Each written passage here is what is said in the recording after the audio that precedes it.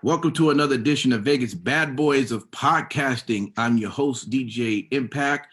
I got the Vegas Bad Boys here with me, and it's great to see you, gentlemen, today. I tell you, what a week.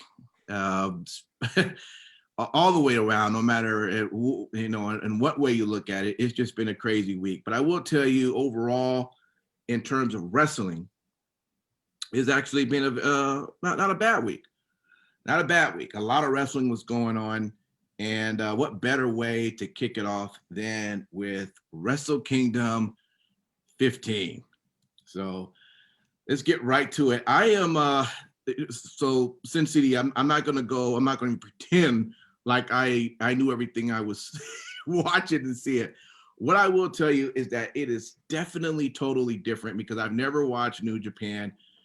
It takes a little bit of use to getting to, especially not hearing cheering or booing, right, or listening to clapping of the hands, and I tell you. Under sticks. Yeah, I mean, it was definitely a very different show in terms of that. But the only thing I have to say is Kota Ibushi. Yeah. Okay? Your boy. Your boy has ascended finally. I'm going to ask you a question about that. But first, let me break it down. Apparently, let's see. He took down Tetsuya Naito for the IWGP Heavyweight and Intercontinental titles on Monday. And then on Tuesday, he beat Jay White, which almost looked like, okay, they said it was 48 minutes. Yeah. I guess. I guess I was just so in tune. I guess I never even thought that that's how long the time went. I will tell you, and this is the question why I want to come to you.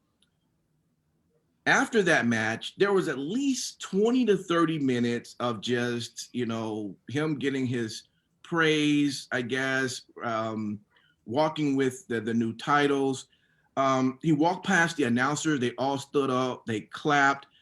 I saw one person actually crying. People in the audience, they had their signs and they were clapping. And because I'm sort of still new to this, I'm just curious, what is sort of the background, the history with Kota Ibushi? Because apparently this had to be something that was huge for him to have taken on both nights. So the thing is, you hit the nail on the head. The title win for Ibushi was huge. He is somebody that's been beloved by the Japanese fans for years. And for whatever reason, he just was not given the run. He wasn't given the championship. Gotcha. And it really is akin to like what happened with Daniel Bryan in WWE. Except obviously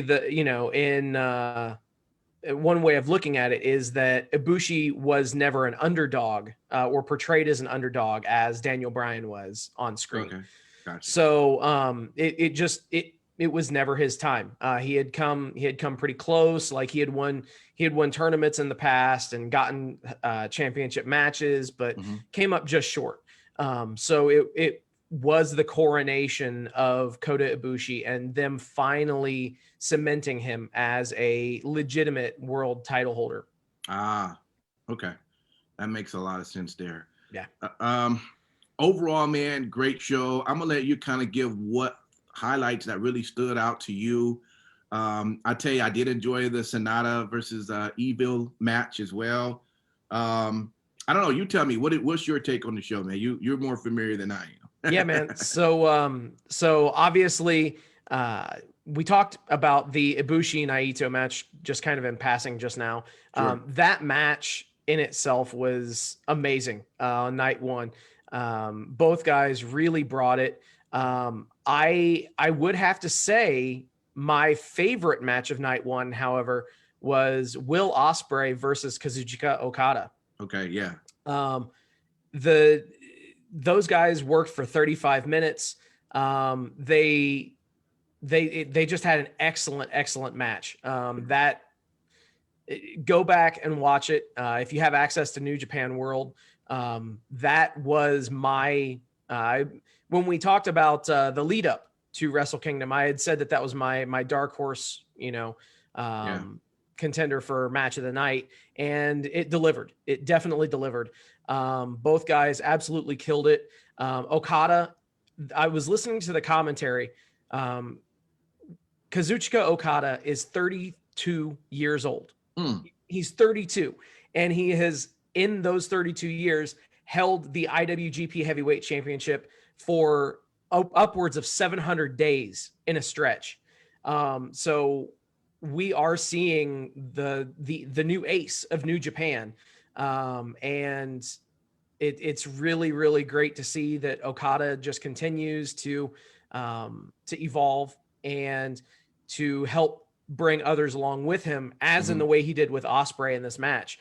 I see that, the Empire faction, that Grado Khan, his real life girlfriend B Priestley, and our boy Jeff Cobb are all in the Empire, and I see great things for them in 2021. I do have a question about Jeff Cobb. Is it just, and it maybe it's me, I'm just coming late, but now that I'm beginning to follow, why does it seem like Jeff loses a lot in New Japan? Is that just his thing, like just to maybe help get up others over, or are they just slowly working to get him to, I don't know, Jay White status? What's the deal with that? Sure. So the thing is with Cobb is that he is, due to his look and his build, he is an absolute monster, which anybody who just takes a look at him knows. Right. The thing is, what they have been doing, they've been using him in a very, very smart way. He has had a lot of matches where he has looked like $1 million, like as if he's been, a badass in the match, but comes up just short. Right. So in the match where in night 2, where he lost to Shingo, that match is a great example of two guys just beating the absolute shit out of each other. Right. Yeah. It was a very, very physical match. Cobb came off looking amazing. And dare I say it, he actually is the one that gained the most, in my opinion, from night 2 of Wrestle Kingdom. Gotcha. He really put himself over, even in a losing effort. Sure. Yeah, it was actually a good match. Last thing I mentioned, I'm beginning to read rumors. I don't know if you saw it. Is Jay White done with New Japan? Is that just a rumor, or what is that? What's going on with that? He just signed a new deal last year or the year before. It was like a 7-year contract. Oh, wow. So unless New Japan is just completely stupid and they're letting him out of his contract, right? This is all just speculation at this point. Okay. And it's definitely storyline. It's got to be storyline based. Got you. Yeah, that wouldn't make sense. Well, good stuff, man. I don't know if wait. Yeah. Hold on. Yeah, man. Steve owes me $10.04. Oh shit! What did you think, Matt? I haven't watched it all yet because it's so funny how people can go, "Oh, WrestleMania is so fucking long. Why don't they divide it into 2 days?" Well, because if you divide it into 2 days, then you're just going to start taking your time watching the whole thing. Like, I'm just like, okay, I made it through the battle royal, literally, because the battle royal itself to start the fucking thing, which wasn't even that was the pre-show. Right. Yeah. That itself was like 48 minutes. Yeah. But I mean, listen, I've watched New Japan over the years here and there.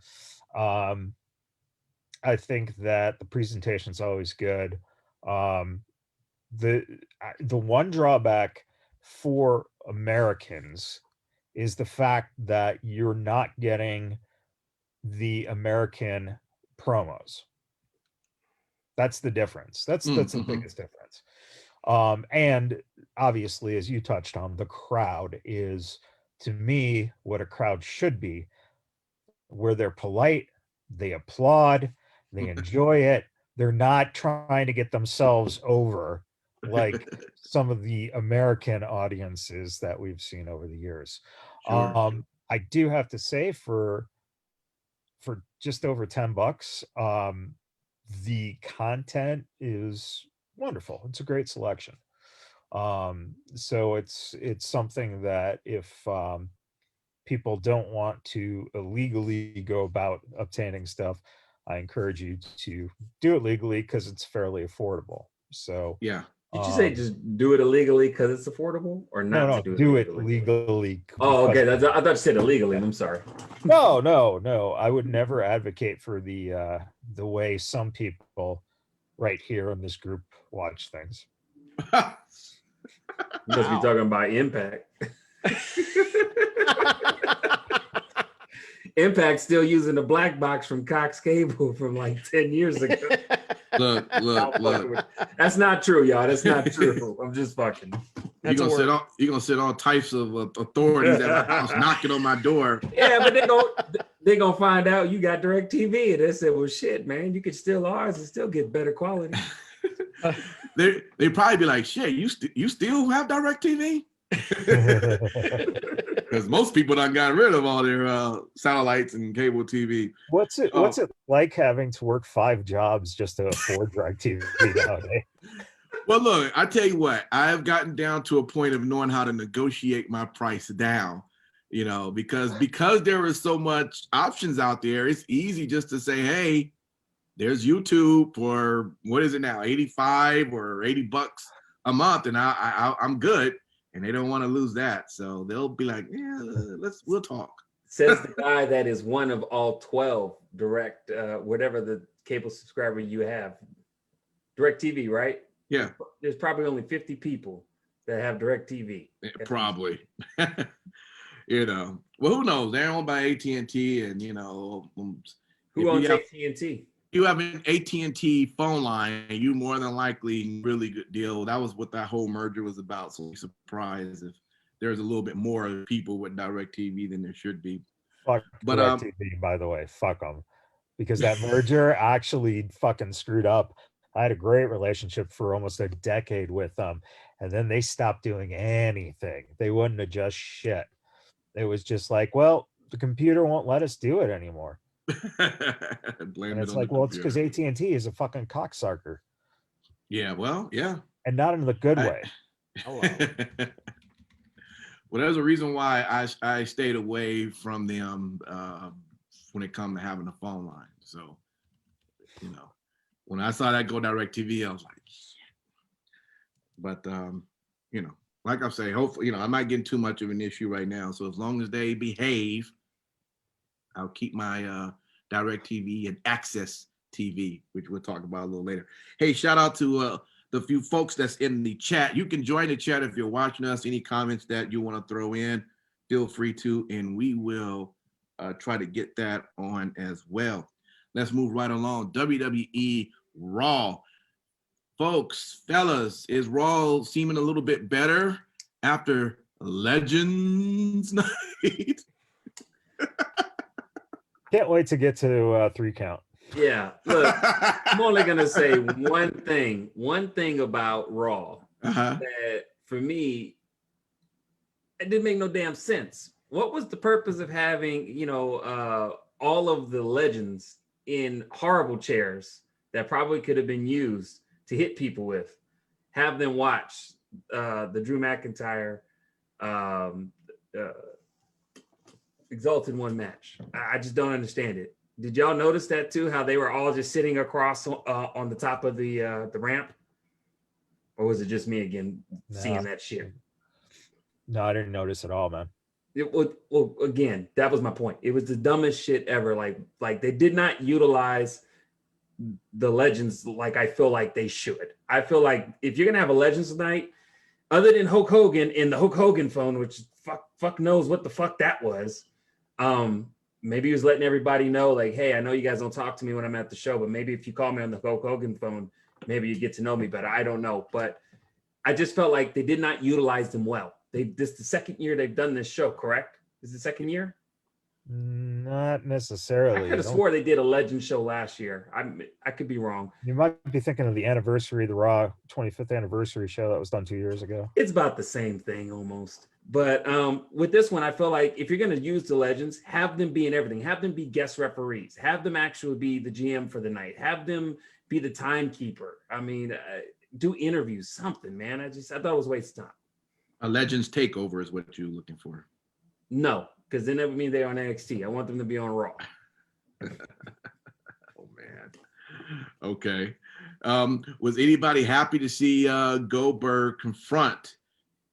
No. Fuck no. Why, Steve? Why? Because I think that listen, it's Drew McIntyre. At least Goldberg can fucking, show something against him, maybe bring something out of him. Excuse Dude, me?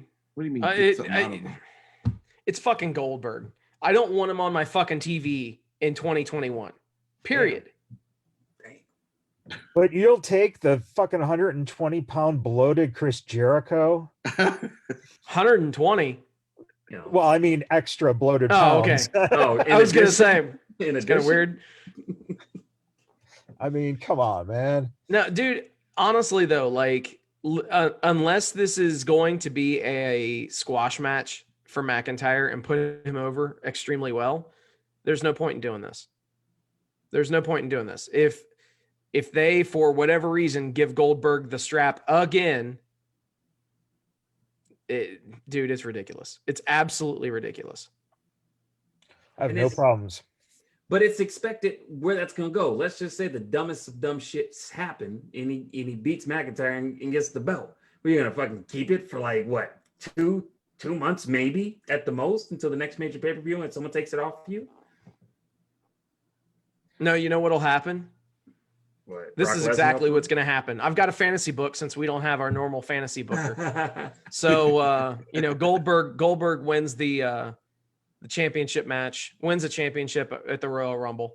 And he goes on to face, obviously, the winner of the Royal Rumble match. Fucking have Lesnar in there. Lesnar and Goldberg at Mania. So I'm willing to take bets right now. How long is that match not going to be? I'm going on 2 minutes. Dude, no, I'm just saying, like, that's the type of shit that WWE would do if they legitimately just wanted to piss. If they wanted to piss off, he's not going to win the Royal. But I would piss off. That would. If they wanted to piss off a large number of their fans, I mean, that's exactly what they do. That would do that. That would do that for sure. Yeah, but you also want to make more money than you book Goldberg versus Lesnar. It's mainstream attraction. That's the whole reason, man. You sit here and you bitch about the numbers going down, and the truth of the matter is that they find themselves damned if they do, damned if they don't in the eyes of the fucking fans. Oh, we're not going to watch it because Goldberg's on, but you're already not watching it anyway. You make a very good point, but I think most people I do. Of course. But hey, don't praise them that way, man. Look, no. But check this out. Most people probably don't want to see this shit or even a Goldberg and fucking Brock Lesnar match because we've already seen it. It's not so much that the match is going to be fucking short and boring like two old men had to get on a treadmill and fucking run for a change. It's just we've seen this shit over before. Come up with some new shit. I get it. We're probably not going to watch it anyways, but I don't want to see that shit for the third time or the second time. Yeah, but you've never seen, and this comes down to this, you've never seen McIntyre versus Goldberg. Yeah, but I've also not eaten pistachio ice cream, but I still don't want to eat it. It's not interested in it. Well, you know what? It's one way to not have it as ice cream, but you enjoy the nuts in your mouth, so therefore. And with that, that was pretty darn good, man. All right, let's move you back right over into Impact Wrestling as they're getting ready for this weekend's pay-per-view of Hard to Kill. Speaking of nuts in their mouth, hey DJ, how's those Impact nuts taste? Salty. Listen, I gotta tell you, they ran their Genesis show on Impact Plus. I'm not going to really talk about that because it's nothing really happened, but they put a really good show on Tuesday night to help push everything that's going on for Saturday. To start off, they did have the semi women's knockout title match with Havoc and Nevaeh versus Jordan Grace and Jazz. And the winner of that was actually Havoc and Nevaeh. And I actually thought, I thought maybe Jordan Grace and Jazz would win. I thought Jazz was maybe ready for another run for a little bit. Oh God, who wants to see Jazz? Wait, what's wrong with Jazz? 6 years old. We've already seen her. Oh, get out of here! Why don't they give her something new? Enough people haven't seen Jazz. That's the problem, you know. But nevertheless, so it'd be Havoc and Nevaeh going against Kiera Hogan and Tasha Steelz on Hard to Kill. So that should be really good. I'm going to guess Kiera Hogan and Tasha Steelz is going to win that one. So you sound like you're very excited just to see those two on TV in general. Well, listen, they are very beautiful women, absolutely, but they're also great competitors. Okay. Oh, you're so full of shit. The way you said that, man. Tell us how you really feel. Hey, all right, check this out. Your boy, Sin City Steve, Tony Khan, took out another ad on the show with with his boy Tony Schiavone. And this is what's funny. I like this. This is the quote. Since it's the holiday season, we are here to help the less fortunate. We're talking, of course, about Impact Wrestling. Wow. For real? For real? Wow. Okay. And then at the end of the segment, he attacks Don Callis, pretty much saying that he is a parasite in the wrestling business. Okay. I like what I'm seeing. I like what I'm hearing coming from Mr. Tony Khan here. He's going hard. What you got to say, Matt? Well, you know what really pisses me off about this whole thing, though, is that if Tony Khan believes this, then why the fuck are you allowing any of this to happen? It's bullshit. If they're less fortunate, the reason why, fine. But if you're saying that Don Callis is a pimple on the ass of, AEW wrestling, then why is Don Callis there? He's not under contract. I don't think they're playing that up as Don Callis, like as if he's allowing Don Callis to be a part of this. It's Don Callis is acting as if he's making his own self a part of what's happening with Kenny. But that's what I'm saying. Yeah. He's showing up week after week on your TV product. At some point, when are you going to get, like, I don't know, the police to take him out of your fucking building if you don't want him there? At least the WWE even makes that attempt to make it seem like it fucking makes sense. Right. Aspect of it doesn't make sense. It's an inside shoot. It's funny because it's like, nudging your buddy, but at the same time, it's like, well, if you're in control of your company and this guy keeps showing up week after week, right, you have power. It's your fucking company. No, that's true. But overall, I think he just wants to see, what comes of all of this. I think is how he's trying to play it up, right? Anyways, Taya Valkyrie, she did confront Deonna Purrazzo, and they're going to have their women's match at Hard to Kill. So that should be really good. And by the way, Taya Valkyrie looked very, very beautiful that night. I just want to say that. Well, apparently you called it Taya Factory. I was like, dang. I like how you adjusted your tone and your volume as well when you were saying it. Well, I don't want her hubby to find me. I'm just saying, she wasn't in her regular ring attire, and when she came out with, but it should put in a text to Mr. Morrison, let him know what you've been saying here, man. Michaels is gonna get Jomo on the line. Yeah. Hey, right. Yeah. And then, of course, you have the big match everyone's talking about, where you're gonna have Kenny Omega and the Good Brothers going against Rich Swann and the Motor City Machine Guns. Apparently, in the show, they were going to go jump them on their bus, but as Rich Swann and Motor City was walking to their bus, apparently they got jumped by the Good Brothers. And the way this is going, the way that they keep getting beat down and Impact's always just being talked bad about. Listen, it's either definitely one thing's not going to happen. Rich Swann and Motor City is not going to get pinned. That's for sure. So I don't know how they're going to do it. but they can't. I don't see how the storyline could be how they're just completely being shit on constantly, and then they end up beating their guys. Because if you want to make sense of it, have the Good Brothers turn and cost Omega the fucking match.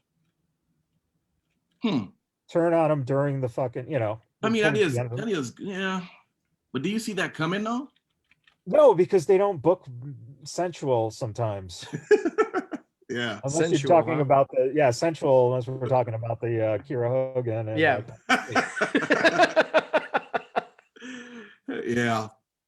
Well, it's going to be interesting to see that particular match. I want to see what comes out of that.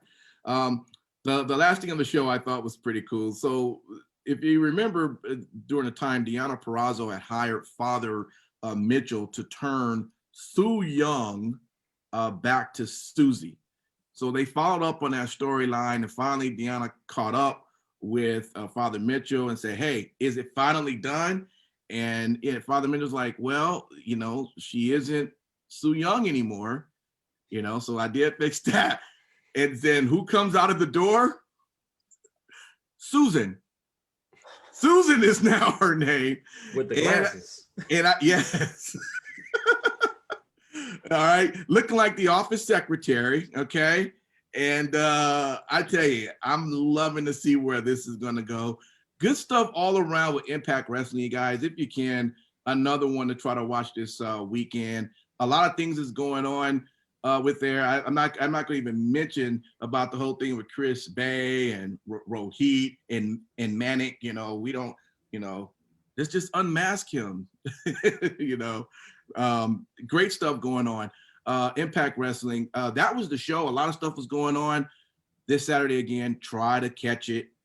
I'm sure it's going to be great. Let's go over into NXT New Year's Evil with our very own Simon Street. How was it, man? I don't know, man. After that intro, I think it might be better if you do it. No, I'm playing. You didn't watch the show again. Oh my gosh. How many times are we going to go there with that, man? But it's cool. It's cool. Yes, NXT Evil was pretty decent show. I enjoyed it overall. You know, some of the highlights that were interesting to me were just starting off out the gate, Karrion Kross versus Damian Priest. Really good match. Those two, at least from what I saw, really worked well together. I enjoyed it. I mean, from start to finish. I mean, especially toward the end, you know, the banter. But, you know, fortunately, Karrion Kross, you know, put Damian Priest down and won. I mean, it was a very good match. I think it's great to have Karrion Kross go up against a competitor like Damian Priest. And, you know, we need to get used to Karrion Kross. And I'm glad that, for me, they're doing it this way versus immediately just launching them back in to the title picture immediately. So, yeah. Well, they also, but don't forget, they needed a way to get Damian Priest out of NXT. Well, that's true too. And it's funny you say that, because the way Karrion Kross did toward the end, Damian Priest says, "I'm still standing, bitch." And then Karrion Kross said, "Okay." Hit him with another Saeed, and after that, hit him in the back of the head. Great match. Other than that, pretty much, you know, a couple of things to look for. I mean, Big Boa and Xia Li came back from the Shadow Clan Ninja School with Sang Shun in the middle and shit with the mask. Looked really, really cool. I will say that intro was pretty tight. Hey, I agree. Hey, I'm gonna be real with you. Xia Li, a little baddie. She looked like a little Chung Li. She looked like Chung Li, where you had the pink outfit instead of, or the reddish pink outfit instead of the blue outfit. Yeah, she was looking much like that. But yeah, so, I mean, she looked more defined. Like she really took this time to just she was definitely really more get defined. stronger. You know what they really did too, very, very smart, is they put her against a totally different body type we're not used to seeing on NXT. Yeah. And that worked because she looked like a beast going against like a lamb to slaughter. It was right. Fucking crazy, man. Yeah.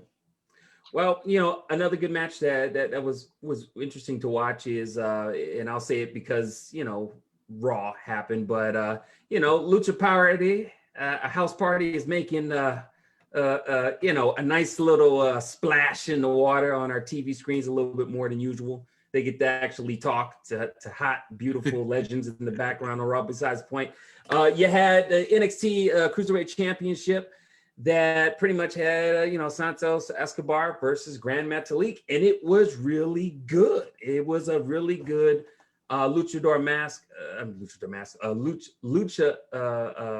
affair match, and I enjoyed it. Unfortunately, Grand Metalik couldn't get it done, and Escobar is still champion. But for me, unfortunately, he wasn't gonna win that match. I know, but hey, you know what, man?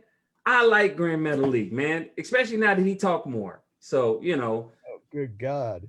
Look, man, somebody got to pull for him. God dang it. Anyways, besides the point, there was lots of good matches, but the one match I want to talk about is the match that I've been hyped about every time I've talked about NXT, and that is the last woman standing. Oh my gosh. Yeah. I am telling you right now, that was a defining match. Rhea Ripley, Miss Gonzalez, who I call it, because I'm just letting you know, like, that's what I'm gonna call her from now on, because she is on her way, and that's as far as I'm concerned with it. I mean, hard hitting, great utilization of the type of match that I would say. The coolest shit ever is they was fighting in the back, and and freaking Sin City's ex-girlfriend came out going to interfere and everything. Why Rhea Ripley stuck her ass in a fucking locker? Yeah, and how is she even able to fit in one of those lockers? She's tiny. Yeah. Yes, she is. That's the reason. Well, I can tell you right now, most inventive way ever. Next year ends award needs to go to her for something, because I was just like, wow. But that match was really, from start to finish, really well. I'm so happy that they did that. I don't know what's next. I don't know. Did anybody was surprised at the outcome or of that match, or? Nope. Okay. The right person won. Gotcha. They had to. That's one way of getting Rhea off of NXT. Well, that's what I was going to bring up next. You know, these are pretty much sending off matches that I was talking about. You know, they're going to be called up very, very soon. The one thing I'll bring up, just because it may be a couple weeks before we bring it up, and then I'm gonna say that's it for NXT for me. But Rhea Ripley, Damian Priest, where would you like to see them go? Real quick, if you can. AEW. Oh my gosh.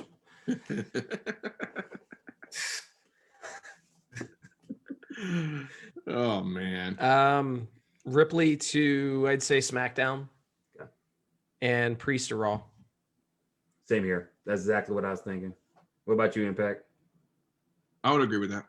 Okay. What about you, Matt? It makes more sense to do that, but I got a feeling they're going to do it the opposite. Put of Rhea course. in there. Oh, so she can go against Charlotte Flair again. Yeah, a little build towards that, maybe. I don't know. It just seems like Rhea would make more of an impact potentially for Raw ratings, to kind of give those a nudge. I think if you put Damian Priest on Raw, it doesn't give you any push. That would be my only reasoning to it. Yeah, makes sense. I mean, NXT championship match, anyone? I was gonna say, I was gonna let you recap the whole show. You might as well talk about that match didn't too. recap that whole show. I left the out. fuck you didn't. I left out almost a third of what was left. I did. I only talked about 3 matches. Straight. I did 3 matches. Call it back. Continue. All right. No, I just want to say, obviously the NXT championship match, you know, with the Prince versus the O'Reilly one is what I call them. Really good match. I mean, for a second time around, I mean, really just technical wrestling at its finest. It was everything that I wanted. I'm gonna be honest with you. I already knew that, you know, the outcome was going to be what it was. It just is what it is. That's the only reason why I didn't really want to talk about it too much, other than it was being a really good match. I already knew what the outcome was. What do you guys have to say about that? I mean, I thought that this was the last two matches on this show really set an amazing ending to this event. Yes, I thought that, the Karrion Kross match at the beginning got everything started, but it definitely hit kind of a lull in the middle. These last two matches really picked everything up. And by the time that, Balor and O'Reilly happened, I was pretty amped up. Those guys delivered, and amazing work by both guys in that match. It really was an example of two guys beating the shit out of each other. Something that I said earlier about a match in, Wrestle Kingdom. Same thing applies here. Both guys just took it to each other. It was awesome. I really hope that we see. I hope we see this lead to one last match, and that would be for O'Reilly to be just furiously frustrated in himself and really wants one more matchup, and Finn doesn't want to give him a match. Hey, you had your shot, boy. We did it twice. That's okay, fella. And then O'Reilly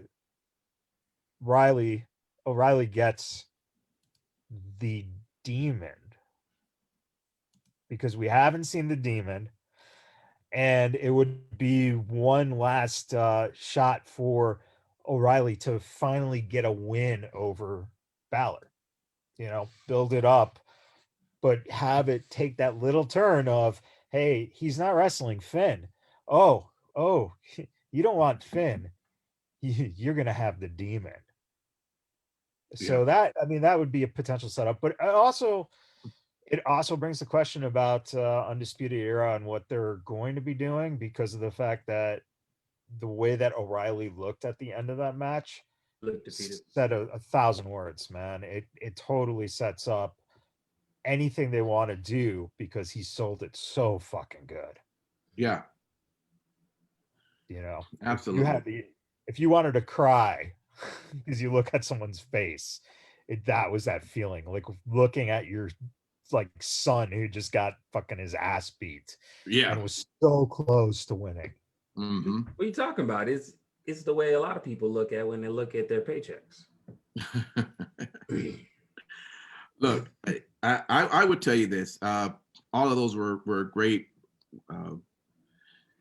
times of the great parts of the show. I was really entertained once again by Gargano having this police escort. Let me tell you, if you were to just do yourself a favor and just, if you're watching that and you decide, let's just say if you wasn't into wrestling and you just decided to flip channels and you ran into that commercial and you saw that escort, you would stop at what you were doing and going, what is going on here?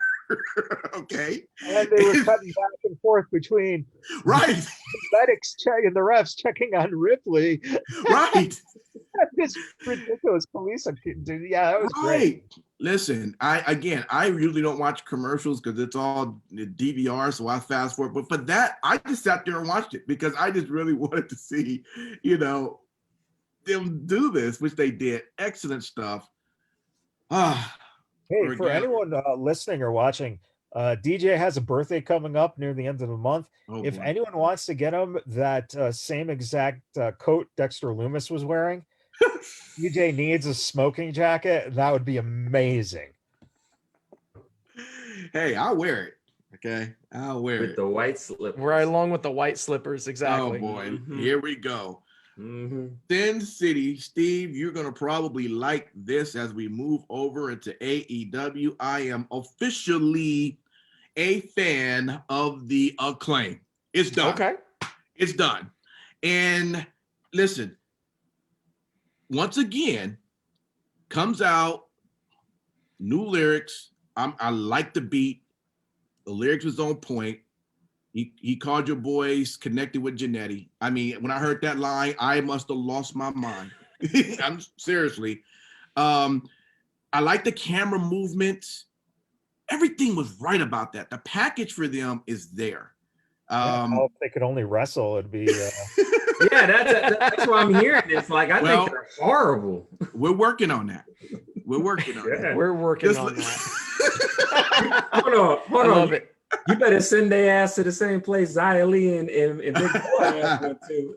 Sang Shun's ass. I mean, I don't know. I really enjoyed that, and I think they at least is going to be my favorite when there's time for them to come out. Hopefully the wrestling will come. That's what you get out of a lot of these guys off the show. You know, over time, you hope that they become better as they continue to progress within the business. You know, but right now they got my attention. So from there, man, I tell you, what's your take on AEW this past week? One thing that was really cool with that match specifically was you have to look at the full framework of the match. You've got the Young Bucks and SCU against the Acclaimed and the Hybrid 2. So realistically, you've got two teams in there that are without question at the top of the business and have been for quite some time in the Bucks and SCU. The Bucks and SCU. Right. Oh, I thought you meant that they were I thought the other guys were the better wrestlers. No. Fuck off. Wait, you enjoy watching 50-year-old men wrestle now? I thought you just said Goldberg. I don't want to see that, but if they can go in the ring, I don't have a problem with it. Well, hold on. But for longer, lest we all forget, Goldberg dropped the Undertaker on his fucking head last year. God only knows what's going to happen this year. Hey, Damn near killed the Undertaker. Hey, Drew ain't gonna let that happen again. Undertaker doesn't die. Second of all, it was the Undertaker's fault for being so damn big. Oh boy. Whatever you say, bro. But so anyway, before I was so rudely interrupted, this was great to, put a team like the Acclaimed in there against those two teams, so that they did have a, what I hope is the first of many encounters with those guys. And obviously I know that the Acclaimed, they've been kind of, they've been connected with the Bucks, and they've had a match and stuff like that. I can only hope that, these guys are able to help to elevate them. And as you said, help them to get better in the ring, because they definitely have the it factor. They definitely have the charisma. Right. Now they just need to sell themselves as being credible wrestlers and print money all day, throw the belts on them. I agree. So that's huge. And obviously, I mean, the Hybrid 2, they're no slouches themselves. Jack Evans and Helico, they've been doing this forever. Two really, really underrated workers on the roster right now, for sure. Yeah. Something that I thought actually, I don't want to call it a letdown, but was a letdown was the Wardlow Jake Hager match. I didn't think that it was as smooth as it could have been. This match would have deserved a better build without question. It was just a kind of a shotgun build. And then they had him work for 15 minutes in a match, which wasn't the cleanest match. There were some things here and there, but I think that I can only hope that they choose to revisit this somewhere down the line and actually give it some build. No. What? Oh God, no. I don't want to see those. It's bad enough you have one Hagar, let alone now two of them. Hagar. It might be more enjoyable if he just went by Hagar. Probably. So because I'm not going to recap the entire show like Simon Street did with NXT. I fucking didn't. It was fuck yeah. All right. So next we're going to talk about what I believe to be the best match on Wednesday. Sure. Yes, by like a freaking nose hair, because you did have two amazing matches on NXT, but the Rey Fenix Kenny Omega match was absolutely everything that I thought it could be. It was just amazing action from both guys. Phoenix continues to show that he can put on amazing matches when the pressure's on in the main event. So hopefully this will help him to distance from still being in his brother's shadow. I think that Kenny Omega is doing some of the best character work that he's had in his career right now.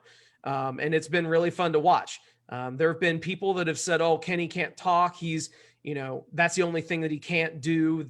That's the one thing that he's missing. And now you add in an amazing person on the mic like Don Callis. And let's be real. Anybody who suffered through that WWE, ECW, WCW invasion angle bullshit 20 years ago, they weren't really given a full-fledged invasion angle. So a lot of us are looking for that. What? They owned all the company. You can't even compare it. Well, come on, man. they attempted to do that on TV. That was the premise of that. But in any event, but you already knew that it wasn't going to be living up to any expectations that everyone had, because you didn't even have an ECW or WCW at the time. Of course, this is going to be more exciting to you because you actually have Impact where you can show up on, or AEW can show up on. It wouldn't be the same if AEW absolves Impact. It wouldn't be the fucking same. Period. Gotcha. It's unfair comparison. Well, no, you can think that all you want, bro. That's cool. Anyway, yeah. And obviously the match culminated, and Kenny Omega picks up the win. Mm-hmm. But then you have the Good Brothers come down, right, and appear on AEW TV. I guess it would be 2 years too late, because obviously Tony Khan wanted them for the first edition of AEW Dynamite. At least that's according to Big Money Dave Meltzer. They were rumored to be showing up to take out Kenny Omega. And the third person in their group would have been AJ Styles. Take that as you will. And notice how he used finger quotes. Yeah, whatever. Proud of you. Whatever. Honestly, I'm more excited about this than what I would have been about that, I think. Because we did finally end up seeing a little bit of a Bullet Club reunion. And the funniest thing was you had the announcers actually saying, well, where do they stand? Whose side are they on? Bullshit. You knew it right from the beginning. When the Bucks were out there, whose side they were going to be on.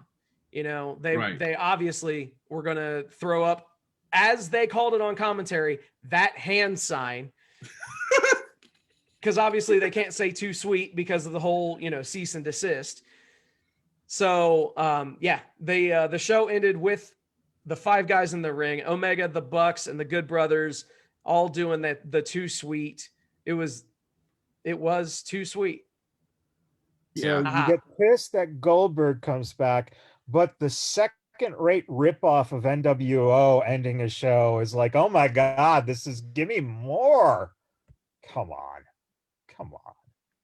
You and your false equivalencies, Michaels. For real. Come on, dude. What he said plus piss and vinegar. No, man, you can't compare the two. Goldberg is literally a 50-plus-year-old piece of shit that can barely work, and contrast that with a second-rate NWO ripoff faction.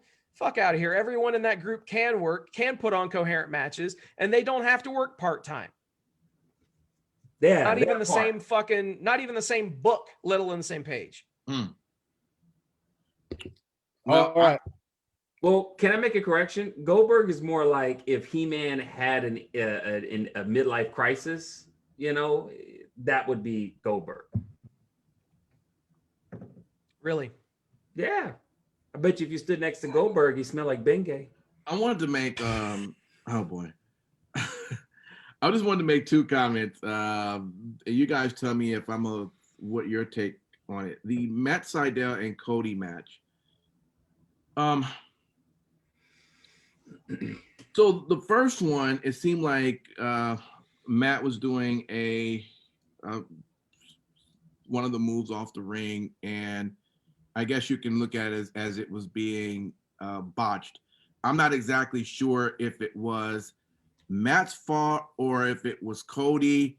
I mean, Matt seemed like he was on point, but the second time though was when Cody was out in the ring. Matt jumps off the rope with his two knees, now to Cody's shoulders.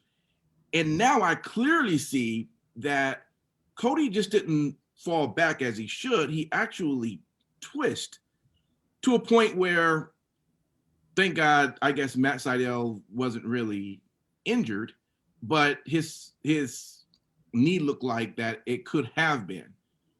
The question I'm just wondering is, because it could look like Matt Sydal is really fucking up, but I'm wondering if this is really Cody's mistake. Are you seeing the same thing, or were you guys seeing that maybe this was just Matt still having the same issues he's been having since he started on AEW? You think that's what it is? Oh, interesting. Okay. Yeah. That's what first came to my mind. I'm like, damn, deja vu, almost. I mean, different spot. Because I wasn't sure on the ring. That seemed like, that could have been him. But the second time, it looked like that could have been Cody. And then I'm just thinking like, because I'm just wondering why so many of the mistakes. I mean, he's a veteran. I know he's up in age, but I mean, he looks great. I'm not saying that he's a horrible wrestler. He isn't, but it's just a lot happening there that shouldn't with Matt. And so So basically, what you're saying is that Cody was tanking him on live TV. Not necessarily purposely, but I don't know. To me, it sounds like you said purpose. Hold on. Not exactly purposely. Sometimes you got to call a beaver a beaver. Yeah, I'm just saying. Ass fucking beaver. I'll let that stay where that stays. Okay. Last thing I want to bring up. Okay. So we already know about their women's division, right? Real quick, bro. Yeah. You talked about the Sydal Cody match. You didn't even talk about Snoop. Oh, move him a little bit closer so I can do the Snoop slash. Move him closer. I like Snoop, but man, I thought he was about to hurt himself. Okay. No, he wasn't. He was going to land on his feet. He wasn't going to hurt himself. He landed on his feet. He could have broken a couple of Serpentico's ribs, but yeah. I don't know what that Would was. that really have mattered to anyone if No. Serpentico was out with broken? Plus, I mean, Snoop's what, 135 pounds soaking wet? And He's not even probably that. according to Excalibur, I think he's 10 feet tall, isn't he? Wasn't Jericho and Excalibur just overselling that? What Right. weren't they overselling? Yeah. I like at the end now he went over there and gave him love, totally threw Jericho out of character, and he had to go back and go, hey, I still hate this guy. but after shaking his hand and smiling and shit. But anyway, It's awesome when that happens, right, Michaels? Yeah. With the women's, right? Let me just tell me if this is what you think it is. So if there are divisions already in the shitter, why would it not matter to allow? Because I really now I'm paying a lot more attention to Abaddon. She is scary looking. She is frightening. Whoever does that makeup, if she does it her own, whoever, they do an awesome job. She literally, to me, could be the taker of the women's division over time, because you never could kill her. She's insane. Okay. Why not give her the belt? Why does she's had it? I guess you can call her a great champion, whatever. Shows up whenever she has a match, whatever. Why not give the belt to Abaddon and allow her from this point, as they continue to work on their division, to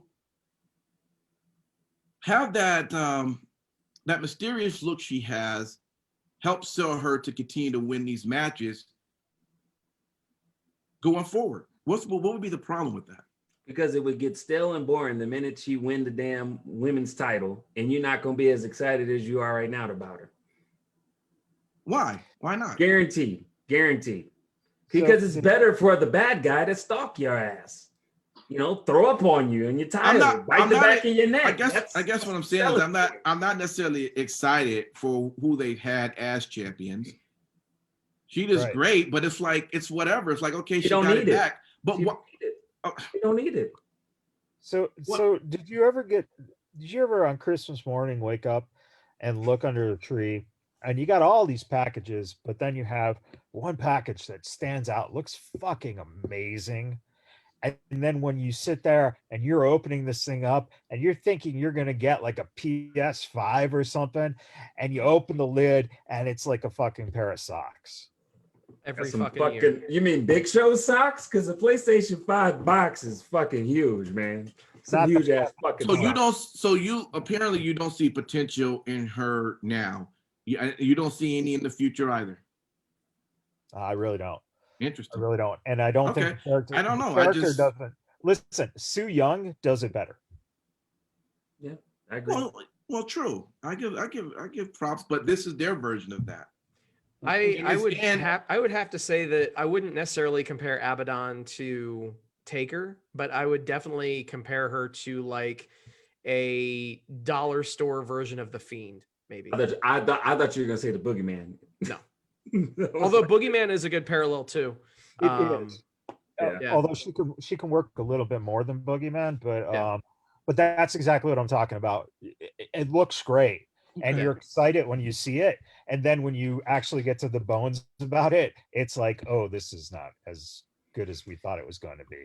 And the reason why I will add one thing, I do believe that when you have a gimmick like that, it's good to do it how Finn Balor does it, how he separates himself from the demon, so you can at least kind of control that variable. I mean, Su Yung does it as well. I mean, with her different variations of herself now, but I'm saying like you got to be able to detach that away. You know what I mean? And only bring out the bag. No one's going to be able to do what Taker did. So that's why it makes no sense to try to compare anybody at this point, really, to Taker. I mean, that might be a once in a lifetime thing. Just saying. And you got to remember too, you also have a different situation too with her. Not only do you have Su Yung, but you also have Rosemary. Yeah. You've got 3 women who are essentially doing a version of a demon character. I get it, but when it comes down to the selling of it, I think at the moment Abaddon does a great job of doing just that. She looks horrible. I mean, Su Yung at some point, yes. I mean, she doesn't look as bad as this woman does. All right, but Rosemary and Su Yung, if you watch them wrestle, they can wrestle. Right. Abaddon's like Pharaoh. She's like Pharaoh in the ring. You know, like I'm saying, her actions are very Pharaoh, like wild.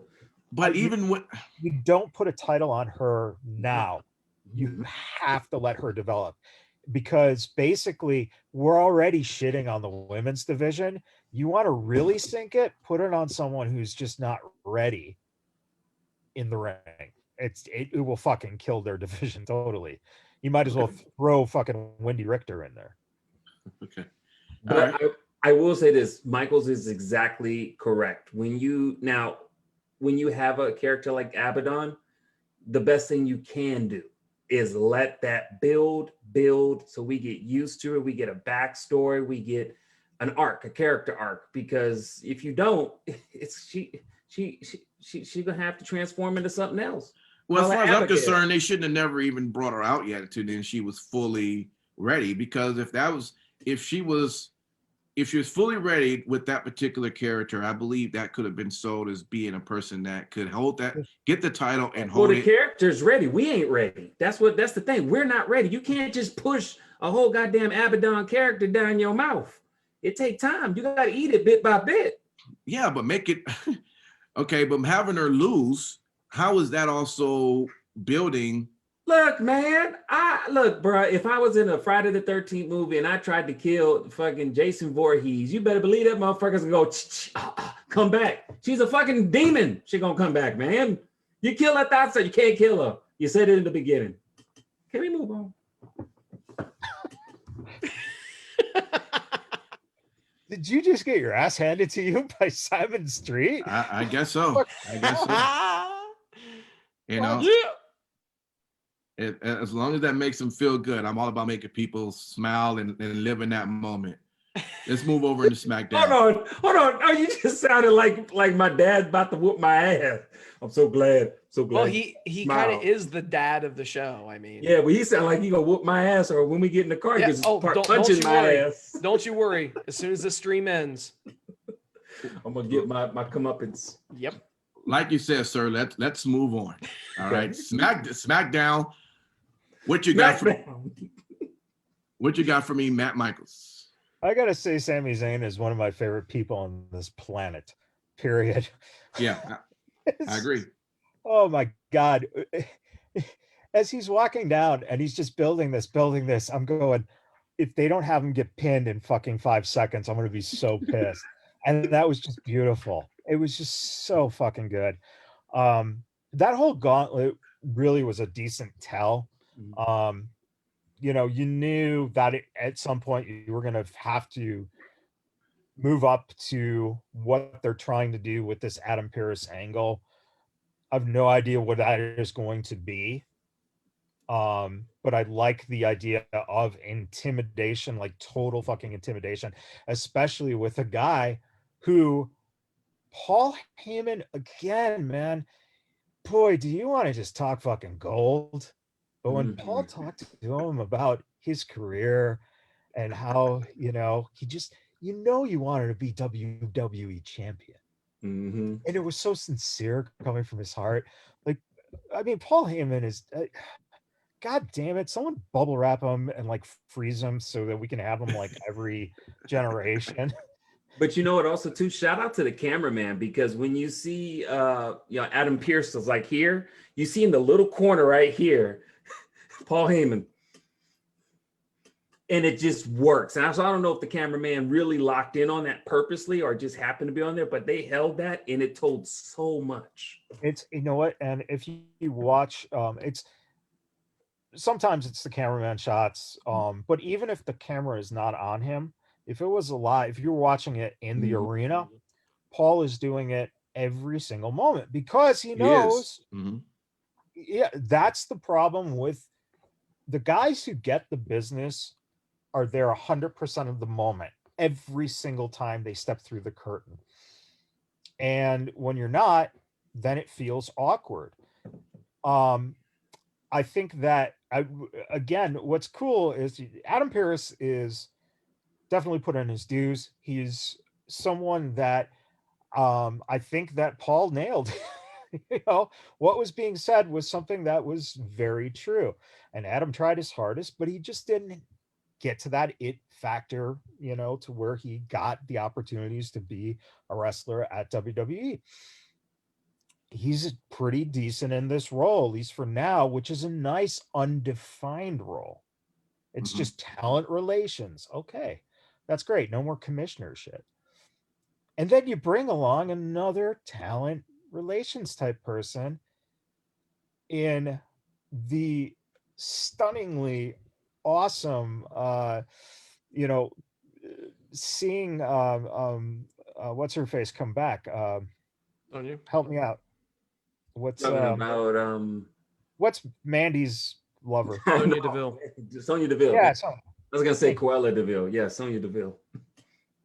I'd be interested. I'd like to see that. Cruella Deville has a freaking talent relations. Mandy.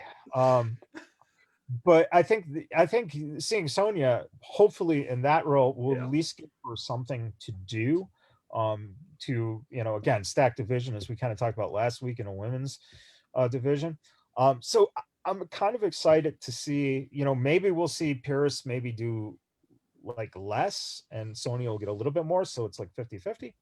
But the gauntlet really served its purpose. We got to that brutal destruction of Shinsuke, which was, it was just like, oh my God. Oh, and then for Adam not to want to go in there and to force him in and then to just smack him out of the blue. It was just done so precisely and so nicely. then you have Doesn't it just anger you the fact that that we're in this COVID right now? Because I want to be at the live shows now to actually experience this. That's how great it is, just to be there to see it. I just got upset watching it going, damn, I wish I was there, so you can boo and just say, this to be a fan, I think that's a very valid point, but at the same time, I think that if there was still a crowd, we never see this from Roman because Vince doesn't have the balls to pull it.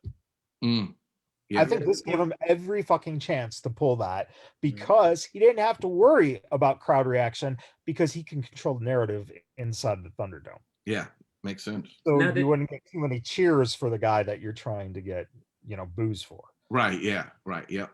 Now, did anybody else want Shinsuke Nakamura to actually get his fair? I mean, he won the gauntlet match. Like I was like, yeah, I'm actually cool with this. Without a doubt, man. Him facing Roman, I could get behind this. All right, because he's been more aggressive. So I mean, but unfortunately, I didn't get my wish. I know. So sad. Honestly, I think that his performance in the gauntlet match actually gave him a little bit of legitimacy back. I mean, he's largely been stuck in the middle of, he got lost in the shuffle. And I think that Michaels, Jesus Christ. Well, what are you going to do with a guy who can't speak any fucking English on your show? Thanks, Vince. Anyway. Honestly, dude, you have him cut the promos in Japanese and give him fucking subtitles. There you go. And then have the subtitles not be what he's talking about. That part. That works too, I guess.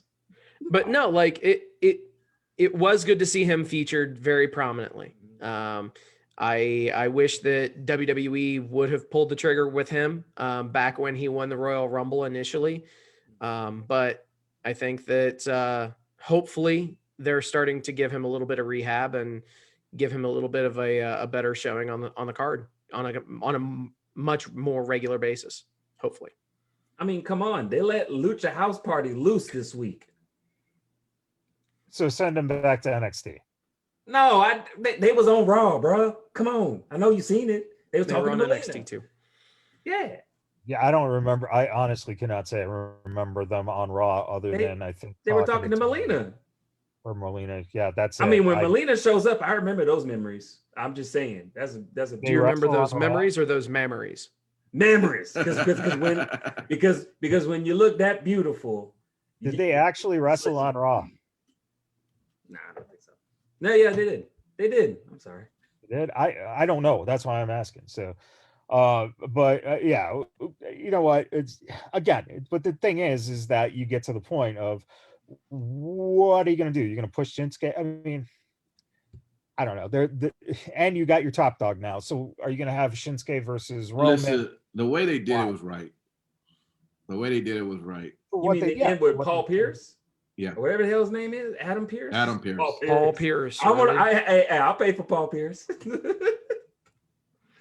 I don't want him to go Nate though.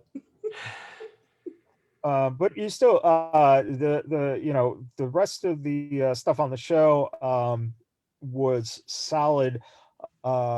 Really, really very curious to see how the Bailey Bianca stuff is going to play out. I got a feeling we might see a new alliance there at some point. Yeah. Bianca and Bailey? Potentially. That sounds like some Ben and Jerry's ice cream. That sounds like Bailey and Irish cream or something like that. Let's face it. Hey, I would dip Bailey in Irish cream. There's a Becky Lynch joke in there somewhere, but I'll save her Irish cream for Seth. So, well, the cream's going to the baby. So, I mean, she's going breastfeeding. Going back over to the Sonya Deville right quick. You know what? I just want to shout her out for just how awesome she looks in wearing these suits. Yeah. I think she put most men to shame. Yeah. When it comes to how she wear those suits, you know what I mean? Yeah.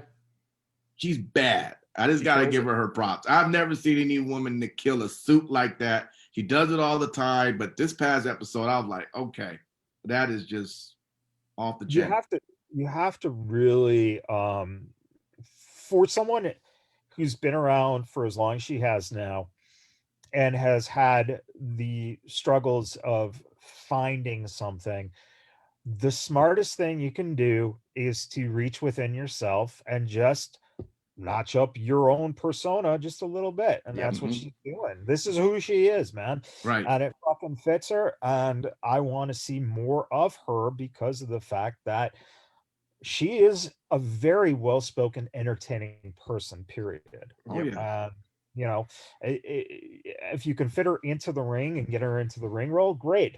But you're doing essentially what you're doing with Alexa, right? You're finding some kind of path that they can play a character that they're really fucking good at. And if it doesn't necessarily mean having to put you in the ring the whole time, fuck, that's great, because it adds a depth to the entertainment. And you know, hopefully saves from having to see something that is, you know, like the Hurt Business or something. Yeah. Yeah, I like what you just said. That was my quick Hurt Business dig for the week. Yeah. Let me ask you this, Matt, Michael. I'm looking at the chats, and shout out to everybody who's in. A lot of people have been commenting. Javon, what's going on, man? He says Big E is not a good champ. Huh?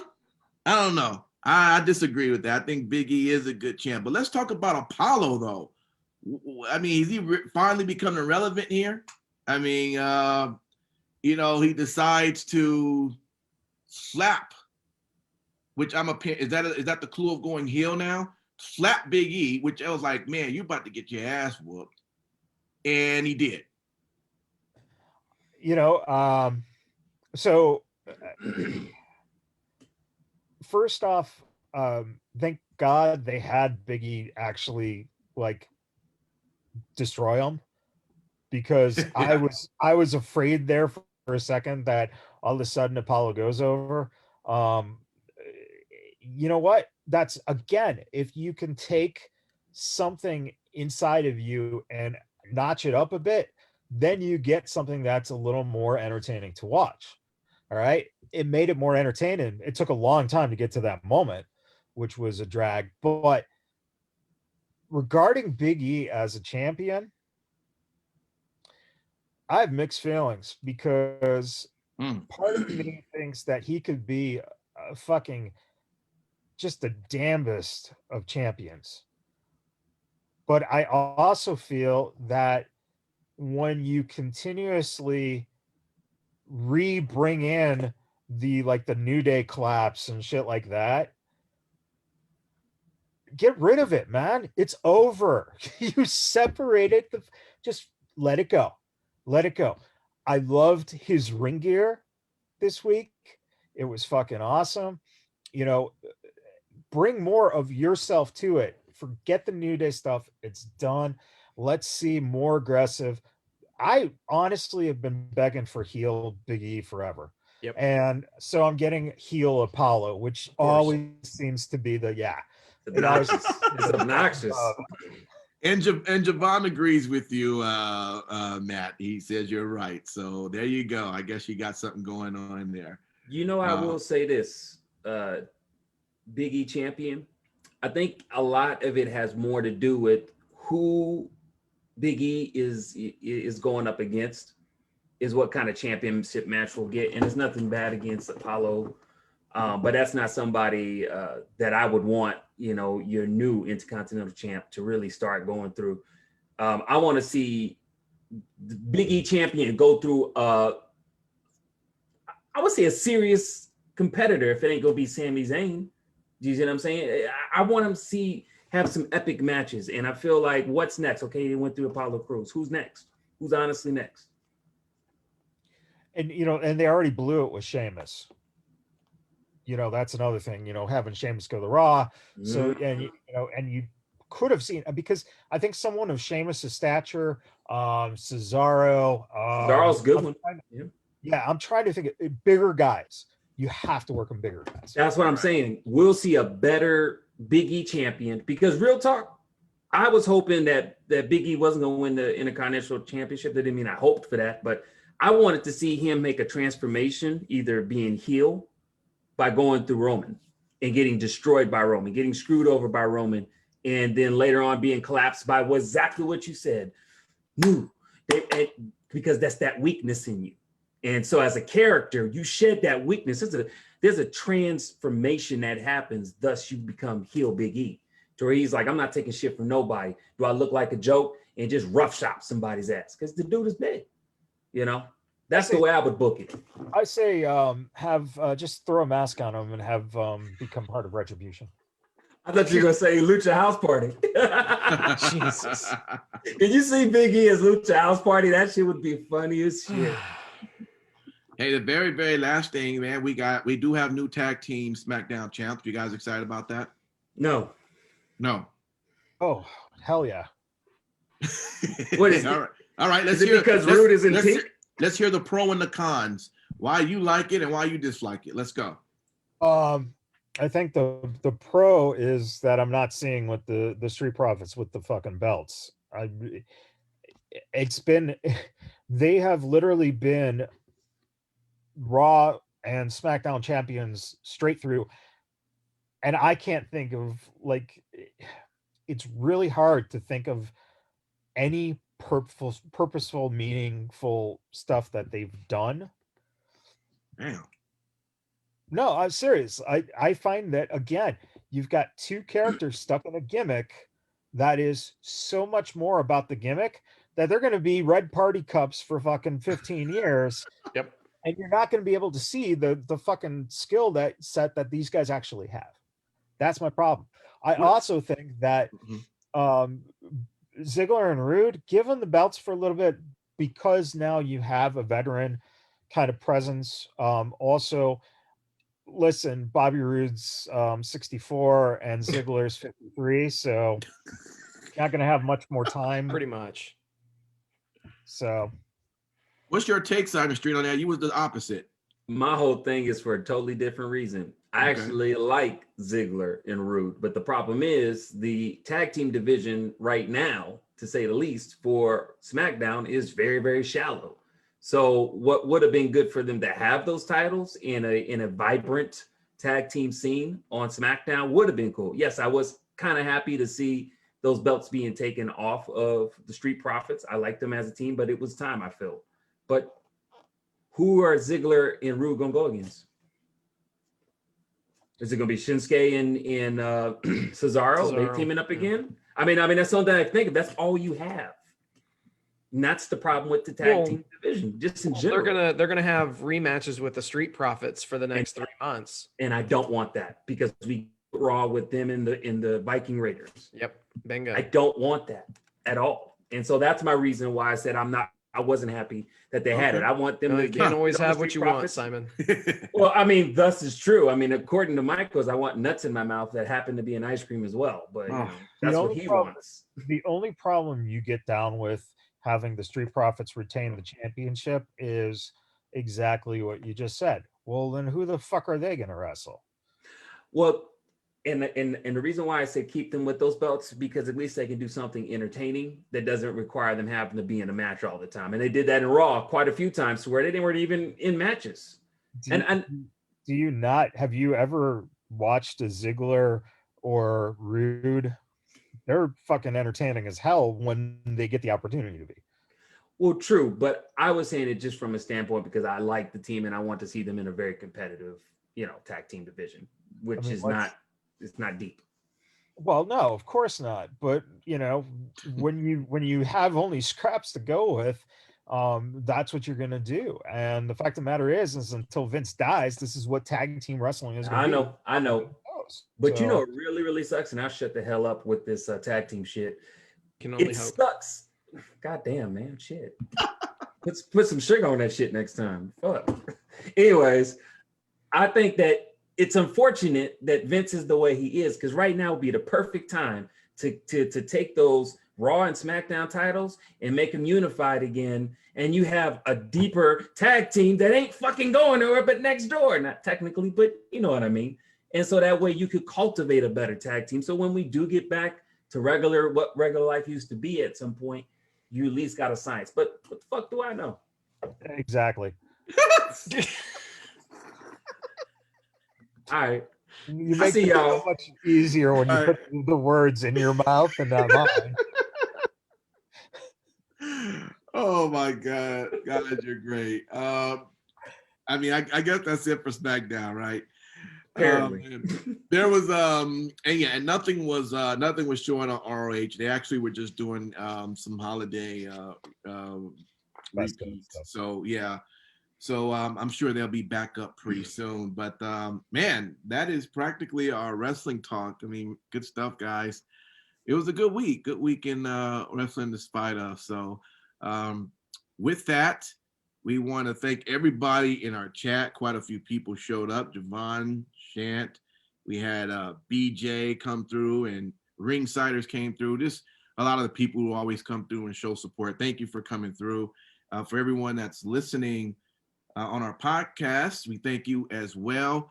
We're on tons of platforms when it comes to podcasts. In fact, we just got on Pandora as well. So we're, if that happens to be one of your favorite streaming services, jump over to that, and we're on that one as well. So it's been fun. With that, we're going to end wrestling talk. And for everyone that's watching us live, just kind of hang in there as you get ready for the three count, for the 3 count. And then, and with that, for our podcast listeners, thank you for listening. And don't forget to listen for 3 count tomorrow. With that, peace.